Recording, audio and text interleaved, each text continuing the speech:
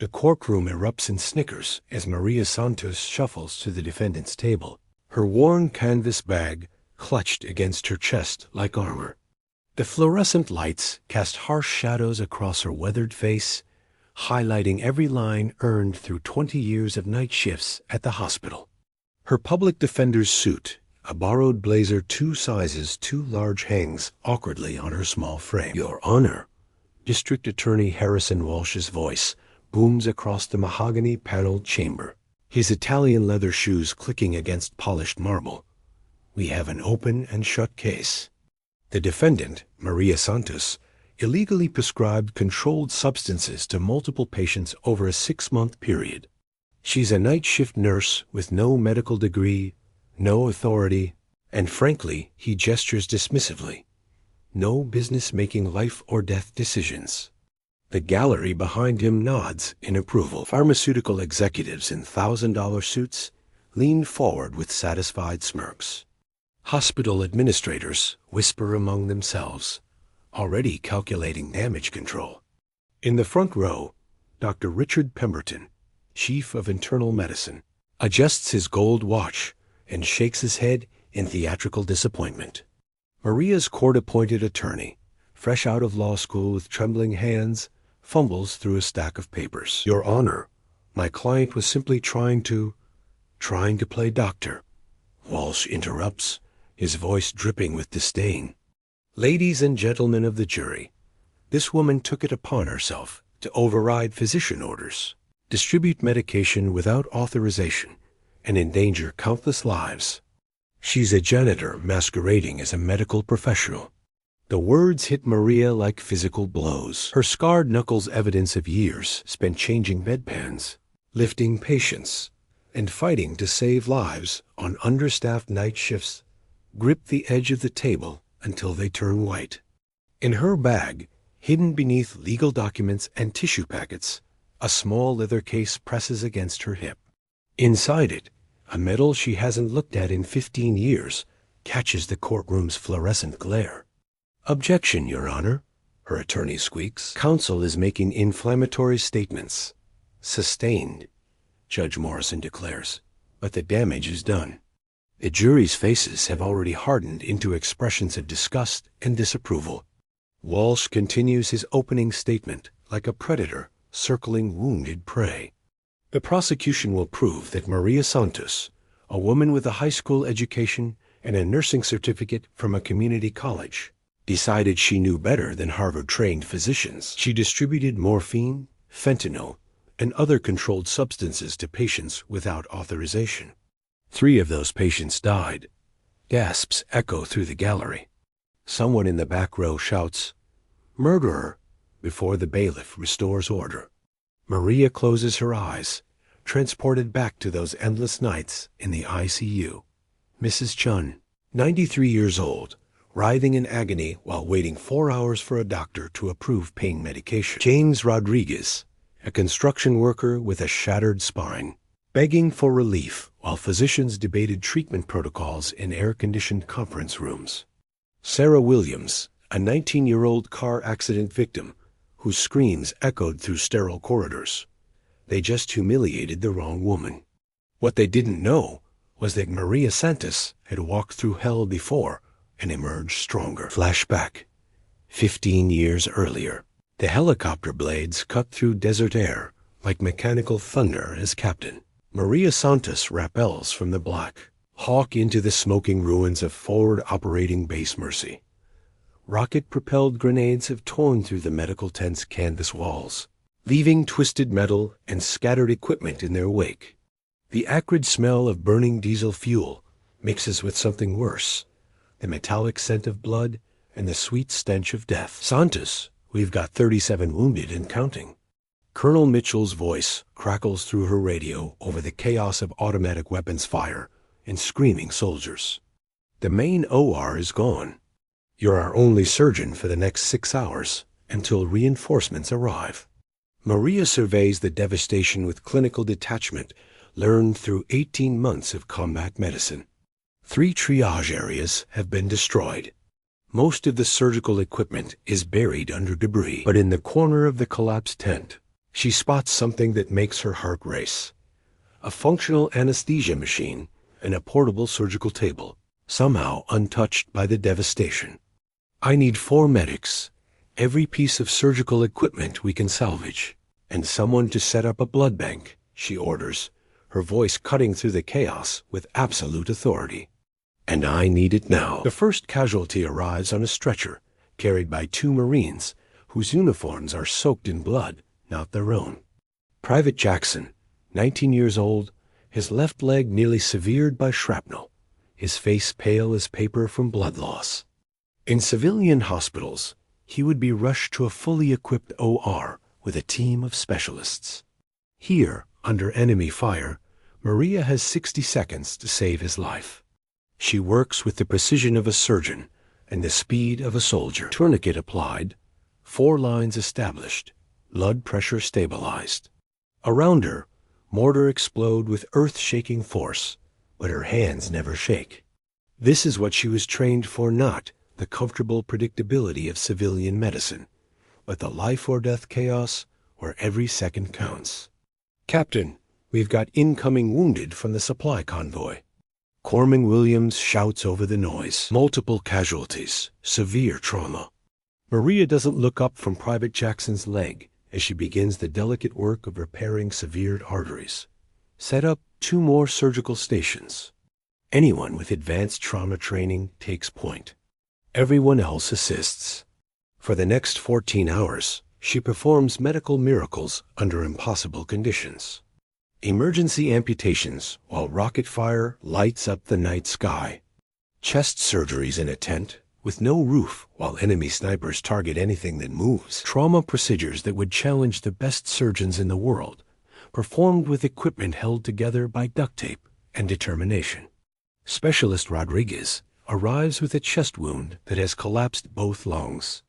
In a civilian hospital, he would need a team of cardiothoracic surgeons, advanced imaging, and hours of careful surgery.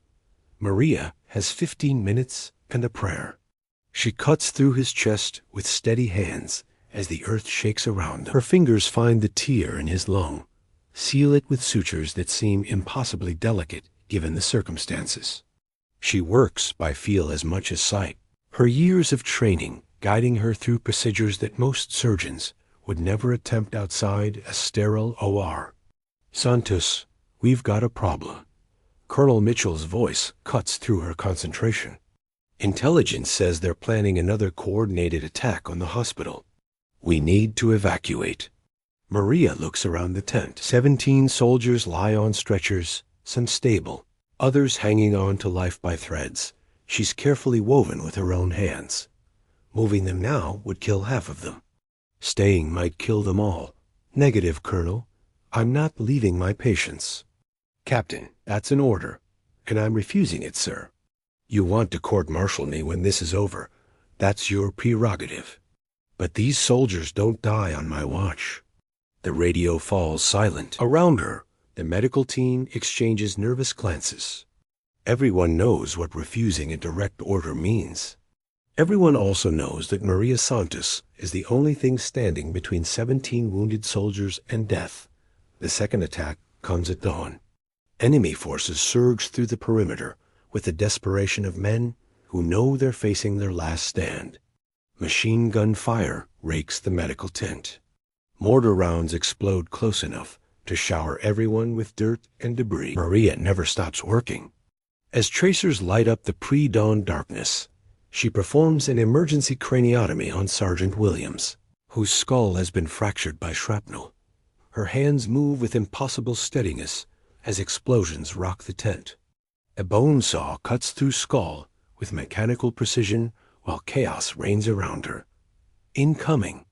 Someone shouts as a mortar round screams toward them. Maria throws herself over Sergeant Williams, shielding him with her own body as the explosion tears through the tent wall. Shrapnel cuts into her back, but she doesn't notice. Her patient is still alive, still breathing, still fighting. She rises, blood trickling down her back, and continues the surgery. Around her, medics drag equipment away from the burning tent walls. But Maria doesn't move. She has opened a man's skull and she will not stop until his brain is no longer in danger. The battle rages for 3 more hours. When reinforcements finally arrive, they find Captain Maria Santos still working, still saving lives, still refusing to abandon her post. 17 soldiers who should have died are alive, because one woman decided that her oath as a doctor was more important than her safety as a soldier. Colonel Mitchell approaches her as she finishes suturing the last patient. His face is grim, but his eyes hold something else, respect bordering on awe. "Captain, I've never seen anything like what you did here tonight. You saved 17 lives under impossible conditions. You refused a direct order and risked court-martial to do what was right." He pauses, looking around the devastated tent. "I'm recommending you for the Distinguished Service Cross." Maria looks at her hands, still stained with blood from 17 different soldiers. "I didn't do anything special, sir. I just did what I was trained to do." "No, Captain, you did what you were born to do." Present day, the first day of testimony, unfolds like a carefully orchestrated execution. Walsh parades witness after witness to the stand. Hospital administrators, pharmaceutical compliance officers, even fellow nurses, who distance themselves from Maria with rehearsed testimonies. Nurse Patricia Williams, a 20-year veteran of the night shift, takes the stand with obvious reluctance. Her uniform is crisp, her manner professional, but her eyes avoid Maria's completely. "Nurse Williams," Walsh begins, "you worked alongside the defendant for over 5 years. In your professional opinion, did she ever overstep her authority?" Patricia's hands tremble slightly as she adjusts her glasses. "Miss Santos... She always seemed to think she knew better than the doctors. She would question orders, suggest different treatments, act like she was running the show." "Did you ever witness her administering medication without proper authorization?" "Yes, on several occasions. She would give patients pain medication or other drugs without waiting for physician approval. When I asked her about it, she said she was following protocols, but wouldn't explain what protocols she meant." Maria watches her former colleague with sad understanding. Patricia Williams has worked the night shift for 20 years, watching patients suffer while waiting for doctors who never came. She's seen the system fail over and over again, but she's never had the courage to fight it. Now, faced with the choice between supporting Maria and protecting her own career, she's chosen safety. "Thank you, Nurse Williams. No further questions." Maria's attorney stands for cross-examination, but his inexperience shows immediately. "Nurse Williams, you say my client questioned orders. Isn't it appropriate for nursing staff to clarify unclear instructions?" Yes, but she did more than clarify. She would argue with doctors, suggest alternative treatments, act like she knew better than people with medical degrees. But did her suggestions ever help patients? Patricia's composure cracks slightly. That's not the point. We're supposed to follow orders, not make independent decisions." "Did you ever see her harm a patient?" The question hangs in the air like a challenge. Patricia Williams has worked alongside Maria for 5 years. She's seen her save lives, comfort dying patients, work double shifts without complaint. But she's also seen what happens to nurses who challenge the system. "No," she admits quietly, "I never saw her harm anyone." It's a small victory, but it's not enough. The prosecution has painted Maria as a rogue nurse who overstepped her bounds. And one colleague's reluctant admission won't change the jury's perception. Dr. Pemberton takes the stand wearing his white coat like a holy vestment, his silver hair perfectly styled, his voice carrying the authority of decades in medicine. "Dr. Pemberton," Walsh begins, "in your expert opinion, did the defendant have any authority to dispense controlled substances?" "Absolutely not," Pemberton declares, his gaze never meeting Maria's. "Nursing staff are trained to follow physician orders, not make independent medical decisions. What Ms. Santos did was reckless, dangerous, and frankly, criminal." "And in your experience, could her actions have contributed to patient deaths?" "Without question. Controlled substances require precise dosing, careful monitoring, and comprehensive medical knowledge. A nurse, especially a night shift nurse with minimal supervision, simply lacks the training to make such complex decisions. The jury hangs on every word. Maria watches their faces transform from curiosity to judgment, from neutrality to condemnation. During cross-examination, her attorney's voice barely rises above a whisper. "Dr. Pemberton, were you present during the night shifts when these incidents occurred?" "I was not. I maintain regular hours, as most senior physicians do." "So you weren't there when Mrs. Chun spent 4 hours in agony waiting for pain medication approval?" "I wasn't personally present, but proper protocols exist for a reason." "Were you there when James Rodriguez requested pain relief for his shattered vertebrae?" Walsh objects. "Relevance, Your Honor?" Sustained. Maria's attorney sits down, defeated before the battle even began. Flashback. RS. Chun's final night. The monitor's steady beeping fills the ICU room like a mechanical heartbeat. But Mrs. Chun's labored breathing tells a different story. At 93, she survived the Cultural Revolution, immigrated to America with nothing but hope, and raised 5 children who have become doctors, lawyers, and teachers. Now she lies in a hospital bed, her small frame dwarfed by machines that monitor every aspect of her failing body. "Please," she whispers to Maria in accented English, her voice barely audible over the hum of medical equipment. "The pain. It's too much." Maria checks the chart again, knowing what she'll find. Mrs. Chun's pain medication was scheduled for 2 a.m., but it's now 4:30 a.m., and still no doctor has appeared to approve the dosage. The on-call physician, Dr. Bradley, is dealing with a car accident victim in the OR. Dr. Pemberton is at home, sleeping peacefully in his suburban mansion. His phone turned off because he doesn't like to be disturbed during his rest period. "I know, Mrs. Chun. I'm trying to reach a doctor to approve your medication." The old woman's eyes filled with tears. "I don't want to die in pain. My grandmother died in pain during the war. I promised myself I would never let that happen to me."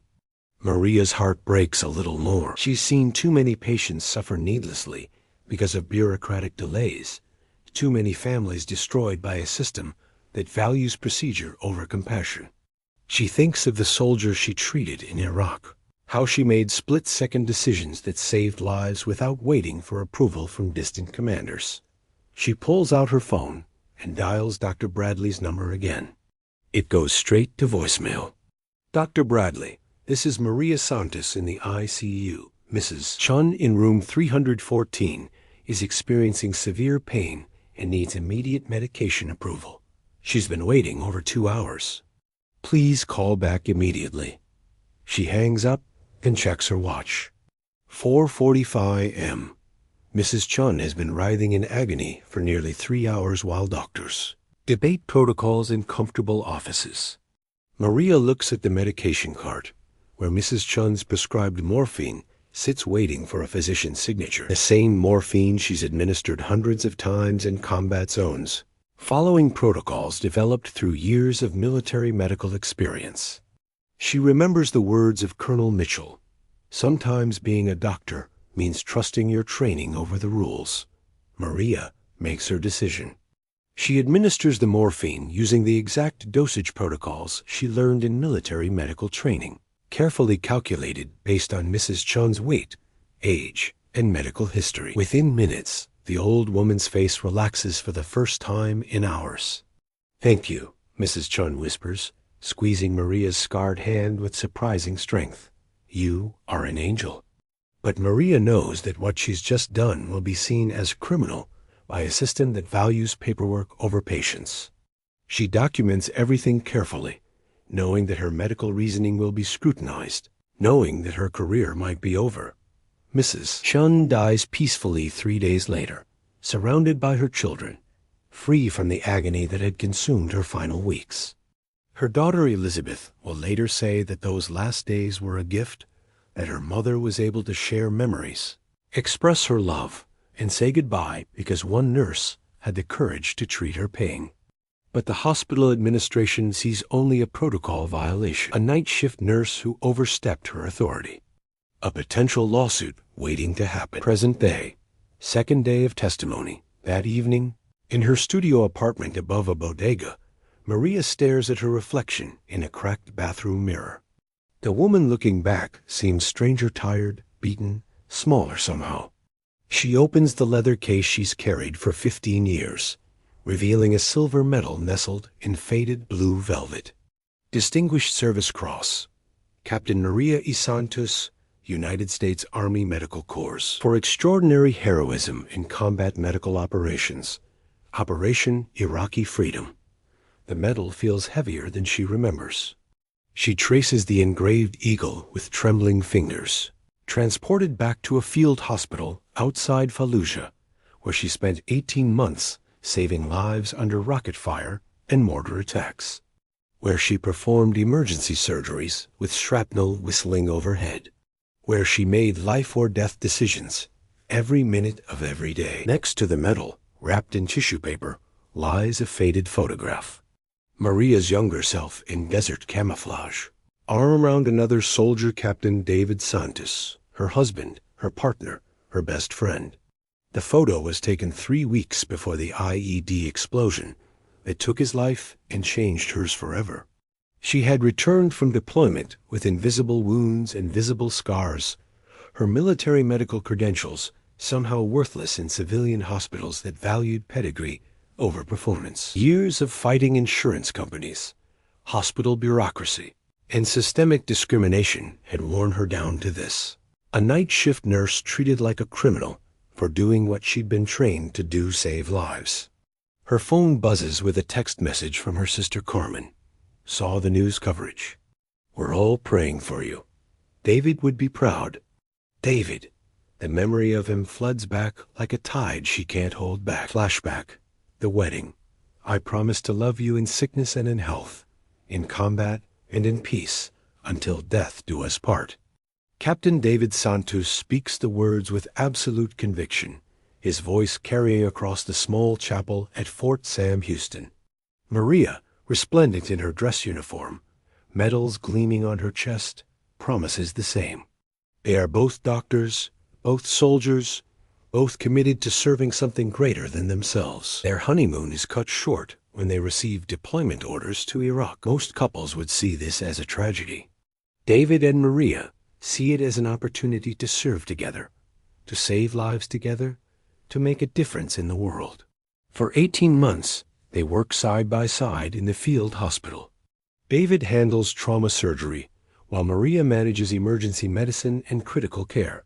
They are a perfect team professionally and personally. When one falters, the other provides strength. When the casualties are overwhelming, they divide the impossible workload and somehow make it manageable. You know what I love about you? David tells her one night as they sit outside their tent, watching stars shine over the desert. You never give up. No matter how bad things get, no matter how hopeless it seems, you keep fighting for every single life. Even when the protocols say to give up, especially then. You see people, not procedures. That's what makes you an extraordinary doctor. 3 weeks later, David is gone. An IED explosion during a medical evacuation mission leaves Maria a widow at 32, carrying wounds that will never fully heal. She tries to continue their work, to honor his memory by saving the lives they had saved together.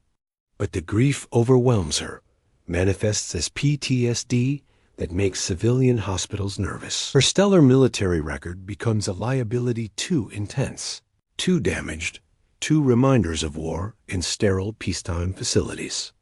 So she takes what she can get, night shifts where her experience matters more than her emotional scars, where she can still serve, still save lives, still honor the promise she made to David that she would never stop fighting for people who needed help. Present day, final day of testimony. Day 2 begins with more prosecution witnesses. Pharmaceutical executives testify about the importance of drug controls. Hospital lawyers discuss liability and proper procedures. Each testimony builds Walsh's case like another nail in Maria's coffin. During a brief recess, Maria overhears Dr. Pemberton speaking to a group of medical students in the hallway. "This is what happens when unqualified people try to practice medicine," he says, his voice carrying the casual cruelty of someone who's never faced real consequences. Some people just don't understand their place in the medical hierarchy. One student asks, "But what if the patients were really suffering?" Pemberton laughs a sound like breaking glass. "Suffering builds character. These people need to learn patience and respect for authority. That's how the system works." Another student, younger and more idealistic, presses further. "But Dr. Pemberton, shouldn't patient care come before hospital politics?" Listen carefully. Pemberton's voice takes on a condescending tone. Medicine is not about emotions or heroic gestures. It's about following established protocols that have been developed by people far more qualified than night shift nurses with delusions of grandeur. People like Ms. Santos think they can play fast and loose with regulations because they have some misguided sense of compassion. But compassion without authority is just chaos. Maria's hands clench into fists. In her mind, she hears the voice of Colonel James Mitchell, her commanding officer in Iraq. "Santos, true strength isn't loud, it's unshakable. When the time comes, they'll see exactly what you're made of." She thinks of the 47 soldiers whose lives she saved through 18 months of combat medicine. She thinks of Mrs. Chun's peaceful final days, James Rodriguez's grateful family, Sarah Williams' mother, who still sends Christmas cards, thanking her for trying to save her daughter. She thinks of David, who believed that being a doctor meant putting patients before procedures, people before politics. They just humiliated the wrong woman. The prosecution's final witness is Dr. Amanda Foster, the hospital's chief of pharmacy, a woman whose entire career has been built on regulatory compliance and risk management. "Dr. Foster," Walsh begins, "in your professional opinion, what are the potential consequences when controlled substances are administered without proper authorization?" Dr. Foster adjusts her glasses and speaks in the mechanical tone of someone reading from a regulatory manual. The consequences are severe and wide-ranging. Patients can experience adverse drug interactions, overdose symptoms, or complications from inappropriate dosing. Beyond the immediate medical risks, there are legal implications for the institution, regulatory penalties from the D, and potential civil liability. And in this specific case, could the defendant's actions have directly contributed to patient deaths? Absolutely. Morphine and fentanyl are extremely potent opioids that require precise dosing protocols. When administered by someone without proper medical training or authorization, the risk of fatal complications increases exponentially. Walsh nods gravely. No further questions. During cross-examination, Maria's attorney makes one final desperate attempt. "Dr. Foster, are you familiar with military medical protocols for pain management?" "I am not." "Are you aware that the defendant has extensive trauma surgery experience?" "I was not aware of that, no." "If someone had advanced medical training and combat experience, would that change your assessment?" Dr. Foster considers this carefully. Theoretical knowledge and combat experience are not the same as current hospital protocols. Our procedures exist to ensure patient safety within our specific institutional framework. It's a diplomatic non-answer that effectively ends any hope for the defense. The prosecution rests their case with devastating efficiency. Walsh's closing argument is a masterpiece of manipulation, painting Maria as a dangerous rogue who endangered lives through arrogance and incompetence. "Ladies and gentlemen," he declares, "this case isn't about compassion or good intentions. It's about following rules that exist to protect all of us." Maria Santos took the law into her own hands, and 3 people died as a result. We cannot allow unqualified individuals to practice medicine, regardless of their personal feelings or misguided sense of heroism. He pauses for dramatic effect, his gaze sweeping across the jury. The defendant wants you to believe she was helping people, but good intentions do not excuse criminal behavior. A janitor who performs surgery is still practicing medicine without a license, even if he believes he's helping. A teacher who prescribes medication is still distributing controlled substances illegally, even if she thinks she's being compassionate. The comparison stings because it's designed to. Walsh is systematically stripping away any sympathy the jury might feel for Maria by reducing her to the most demeaning possible terms. Ms. Santos had many options available to her. She could have contacted supervisors, escalated concerns through proper channels, advocated for patients within the established system. Instead, she chose to take matters into her own hands, to play God with other people's lives. Walsh's voice builds to a crescendo. 3 families have lost loved ones. 3 lives have been cut short. We may never know if proper medical protocols could have saved Mrs. Chun, Mr. Rodriguez, or Ms. Williams. But we do know that Maria Santos's illegal actions removed any chance they had for appropriate medical care. The jury looks convinced. Maria's attorney stands for the defense's closing argument, but his hands shake as he approaches the podium. Your Honor, ladies and gentlemen of the jury, my client. She was just trying to help people. She saw suffering and tried to alleviate it. That's not criminal. That's human. His argument lacks conviction, strategy, substance. He mentions Maria's nursing experience, her dedication to patients, her spotless record before these incidents. But he has no knowledge of her military background, no understanding of her medical training, no comprehension of the woman sitting behind him. Maria Santos made mistakes in judgment, but they were mistakes born of compassion, not malice. She never intended to harm anyone. She was trying to reduce suffering in the only way she knew how. He sits down after 5 minutes, having accomplished nothing except highlighting his own inadequacy. Judge Morrison turns to Maria. Ms. Santos, you have the right to make a statement on your own behalf. Do you wish to exercise that right? The courtroom falls silent. Every eye focuses on the small woman in the borrowed blazer, the night shift nurse who has been painted as everything from incompetent to criminal. Maria rises slowly, her borrowed blazer straightening as she walks to the podium. For a moment, she looks exactly like what they expect, a tired, defeated woman ready to beg for mercy. Then she places the leather case on the podium and opens it. The Distinguished Service Cross catches the courtroom lights like a star, its silver eagle seeming to spread its wings in the harsh fluorescent glare. Next to it, she places her military medical credentials, her board certifications, and the faded photograph of her and David in combat uniforms. Then she begins to speak. Your Honor, members of the jury, distinguished guests. Her voice carries a quality they haven't heard before, clear, confident, unshakable. My name is Captain Maria Elena Santos, United States Army Medical Corps, retired. The transformation is instantaneous and electric.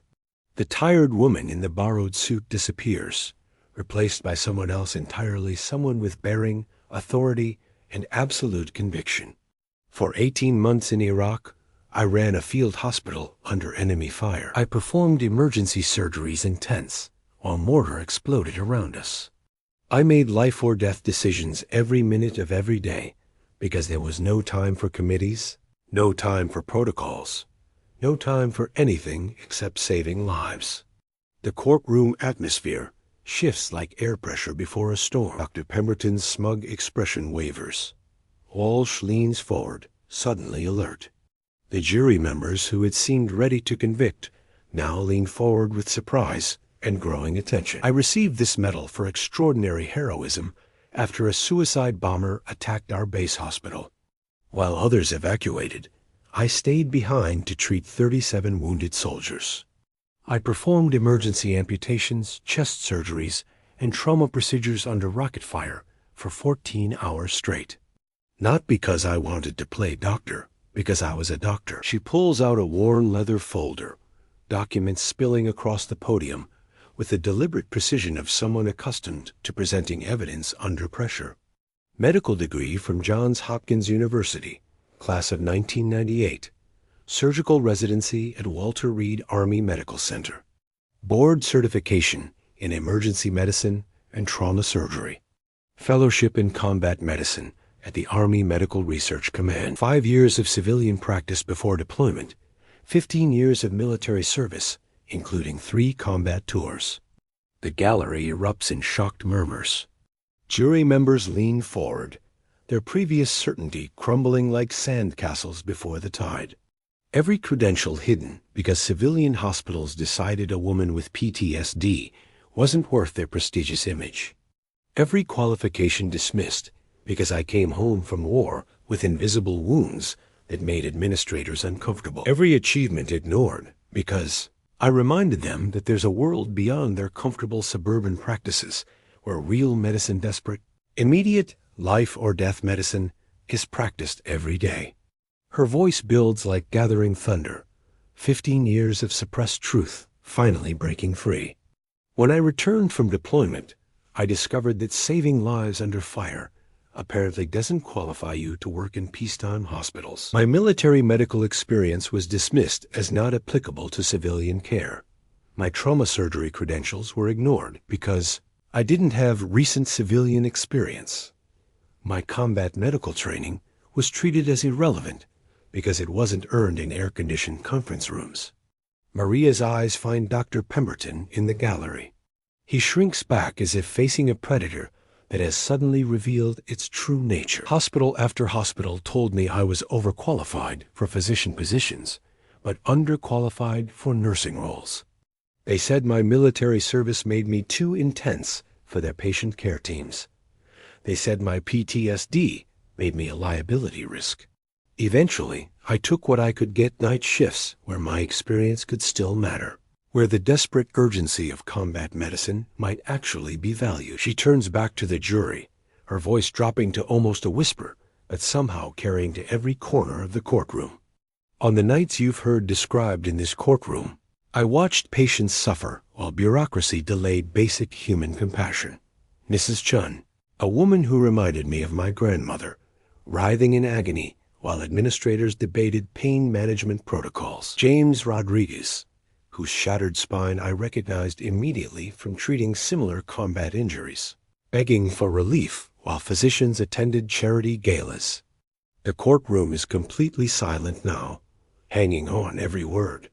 Sarah Williams, a teenager whose internal bleeding I diagnosed instantly from years of trauma surgery experience, lay dying while doctors debated whether to authorize emergency procedures. I watched her slip away while committees met and protocols were consulted and liability concerns were discussed.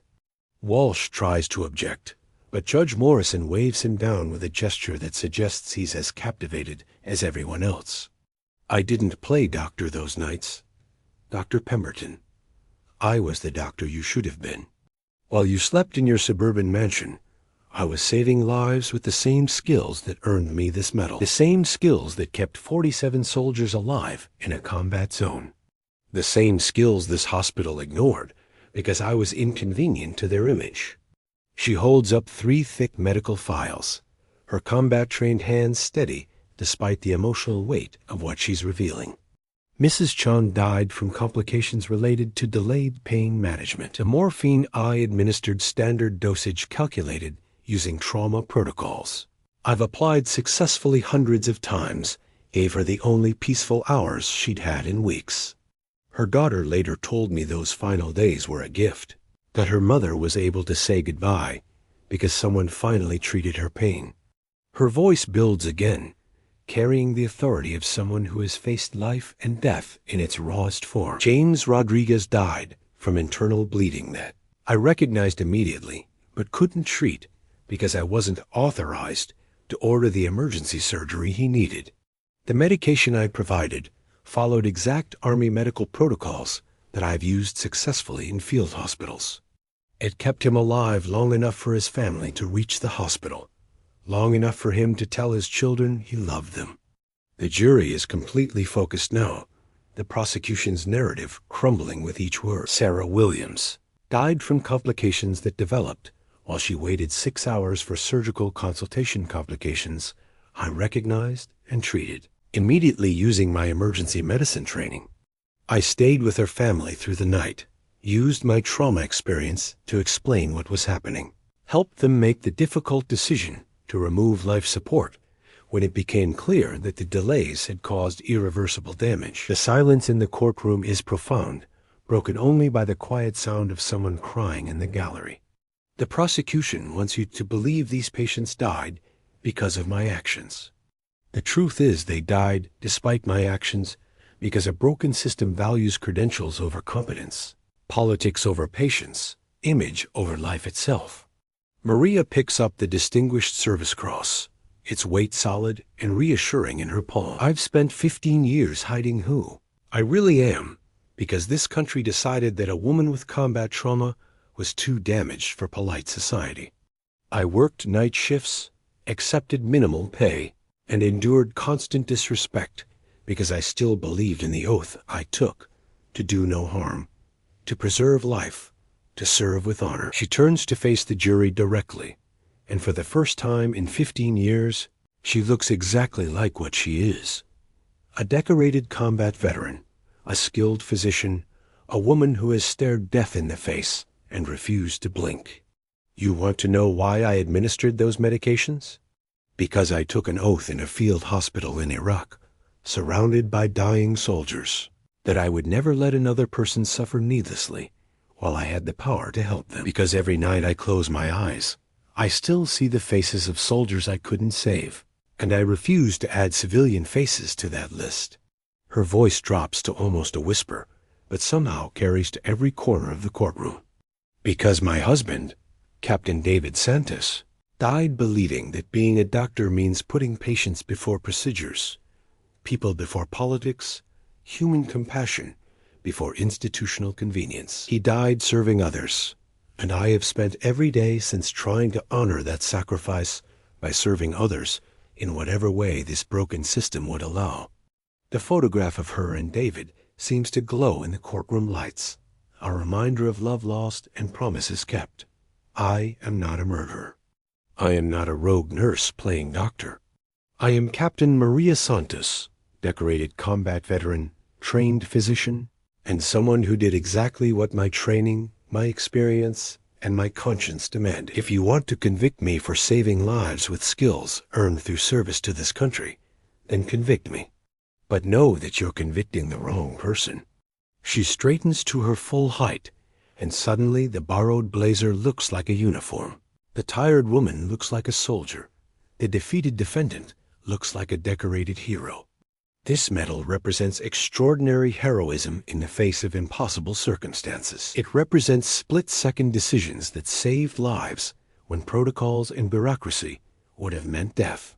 It represents everything I've been hiding from a system that preferred to see me as a convenient scapegoat rather than an inconvenient hero.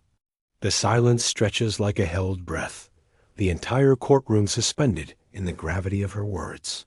Members of the jury, I ask you not for mercy, but for justice. Not for sympathy, but for recognition that sometimes the rules we create to protect life actually prevent us from saving it. That sometimes the most courageous thing you can do is ignore protocol and trust your training. That sometimes a simple woman in a borrowed suit carries more medical knowledge and moral courage than an entire hospital administration. She carefully places the medal back in its case, a gesture final and definitive. I have spent 15 years hiding my light under a bushel because this system couldn't handle the truth of who I am. Today, I refuse to hide anymore. I am Captain Maria Elena Santos, and I have never been anything less than a doctor, a soldier, and a woman who fights for those who cannot fight for themselves. She returns to her seat with the bearing of someone who has finally stopped carrying a weight that was never hers to bear. The courtroom remains frozen, as if everyone is afraid to break the spell her words have cast. Judge Morrison clears his throat after what feels like an eternity. The court will recess while the jury deliberates. As people file out, Maria notices the change immediately. The pharmaceutical executives avoid eye contact, whispering urgently into cell phones. Hospital administrators flee toward the exits like roaches from light. Dr. Pemberton has disappeared entirely, probably already calling his lawyers. But the jury looks different too. Where before she saw judgment and condemnation, now she sees something else. Respect, recognition, understanding. Walsh approaches her table, his earlier arrogance replaced by nervous energy and what might be genuine remorse. Ms. Santos, or should I say, Captain Santos, perhaps we could discuss a plea arrangement. No, Maria says simply, her voice carrying the quiet authority of someone who has finally found her true strength. I told the truth. Let the jury decide. 3 hours later, they return. The speed of their deliberation suggests unanimity, but whether for conviction or acquittal, no one can tell. Has the jury reached a verdict? Judge Morrison asks. The foreman, an elderly man with kind eyes and calloused hands that suggest military service, stands with solemn dignity. We have, Your Honor. On the charges of practicing medicine without a license, how do you find? Not guilty. The words hit the courtroom like a thunderbolt. In the gallery, someone starts applauding before the bailiff restores order. On the charges of illegally distributing controlled substances, not guilty. Now the applause is harder to contain. Several people in military uniforms are openly weeping. On the charges of negligent homicide, the foreman pauses, looking directly at Maria with eyes that hold deep respect. Not guilty. The courtroom explodes. Reporters rush toward exits, already composing headlines about the decorated veteran who revealed her true identity to save herself from wrongful conviction.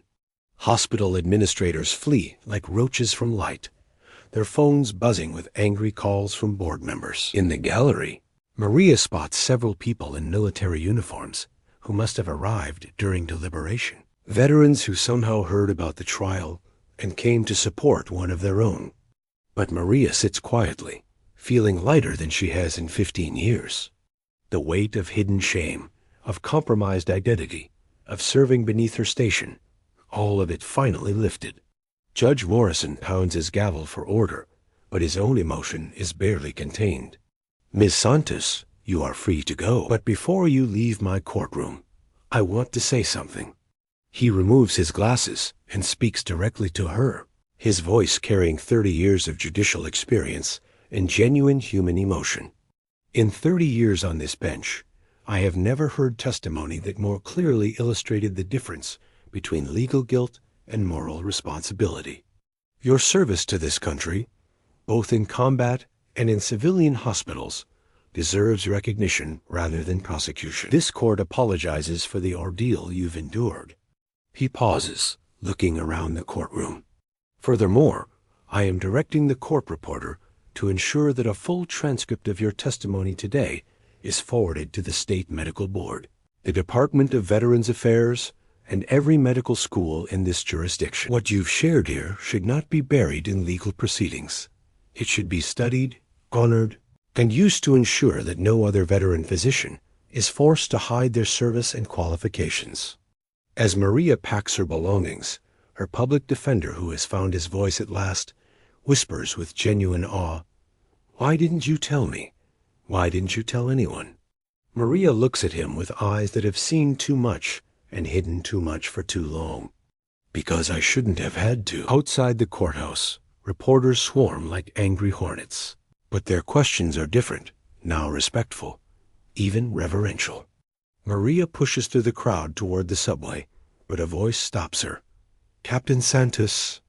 She turns to see a young woman in Army dress uniform, followed by a growing group of veterans of various ages and service branches. "Captain, I'm Lieutenant Sarah Martinez, 82nd Airborne Medical Company. We wanted to thank you, ma'am, for your service and for showing them what real strength looks like." An older man steps forward, his VFW cap slightly crooked, his eyes bright with tears. "Navy Hospital Corpsman, 2 tours in Vietnam. What you did in there, that's what honor looks like, Captain." A woman in Marine dress blues adds her voice. "Gunnery Sergeant Williams, 3 tours in Afghanistan. You just showed every veteran in this country that we don't have to hide who we are anymore." As the crowd of supporters grows, Maria realizes something has fundamentally changed. not just in how others see her, but in how she sees herself. For the first time in 15 years, she stands straight and tall, the weight of hidden shame finally lifted from her shoulders. The metal case feels lighter in her hands, not because the bronze and silver have lost their weight, but because she has finally stopped carrying the burden of other people's inability to see her true worth. Later that evening, back in her studio apartment, Maria opens her laptop to find thousands of messages. Job offers from hospitals across the country, all specifically requesting her to serve as a physician rather than a nurse. Speaking invitations from medical schools, wanting her to share her experience with future doctors. Interview requests from veterans organizations, medical journals, and advocacy groups. But the message that makes her smile comes from an unexpected source. Dr. Elizabeth Chun, daughter of Mrs. Chun. Captain Santos, my mother spoke about you often in her final days. She said you were the only person in that hospital who saw her as human rather than a case number. She died peacefully because of your compassion. Thank you for fighting for her when no one else would. After watching the news today, I understand why you were different. You were a real doctor all along. Maria touches the Distinguished Service Cross, now displayed proudly on her small kitchen table next to David's photograph. Tomorrow, she will start over not as a night shift nurse hiding from her past, but as Dr. Maria Santos, physician and veteran, ready to serve again with her full identity intact. True strength isn't loud, it's unshakable. And Maria Santos has been unshakable all along. The simple woman they tried to destroy in that courtroom was never simple at all. She was extraordinary, disguised as ordinary, waiting for the right moment to remind the world exactly what honor looks like. They just humiliated the wrong woman. And now, the whole world knows it. In hospitals across the country, night shift nurses and combat veterans watch the news coverage with tears in their eyes, knowing that someone finally stood up and said what they'd all been thinking, that sometimes breaking the rules is the most moral thing you can do. But more than that, they see something else, hope. Hope that their service matters, that their skills are valued, that they don't have to hide who they are to serve others. Maria Santos didn't just win a court case. She won something far more valuable, the right to be proud of who she is, scars and all. And in doing so, she gave that same right to every veteran who has ever felt diminished by a system that couldn't see their true worth. The medal gleams in the lamplight, no longer hidden, no longer shameful, just like the woman who earned it. They just humiliated the wrong woman. And sometimes that's exactly what the world needs. Someone who refuses to stay humiliated. Someone who stands up and says, "This is who I really am." 1 year later, Dr. Maria Santos walks through the corridors of Walter Reed Medical Center, her white coat bearing the insignia of Chief of Emergency Medicine. The same hands that once changed bedpans now perform life-saving surgeries. The same voice that was once silenced by institutional prejudice now teaches medical students about the intersection of military, medicine, and civilian care. On her desk sits the Distinguished Service Cross, no longer hidden but displayed with pride alongside a new addition, a framed letter from the Secretary of Veterans Affairs, establishing the Santos Protocol for integrating combat medical veterans into civilian healthcare roles. Every day, she receives messages from veterans who watched her testimony and found the courage to reveal their own hidden qualifications. Every day she remembers Mrs. Chun, James Rodriguez, and Sarah Williams, not as victims of a broken system, but as the reason she keeps fighting.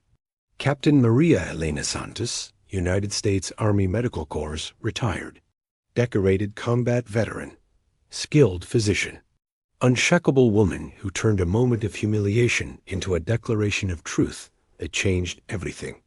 The simple woman was never simple at all. And now, finally, the world knows it.